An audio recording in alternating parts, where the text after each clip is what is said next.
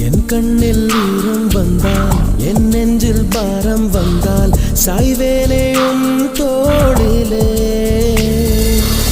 கண்ணீரே கூடாதென்றும் என் பிள்ளை வாடாதென்றும் சொல்வார்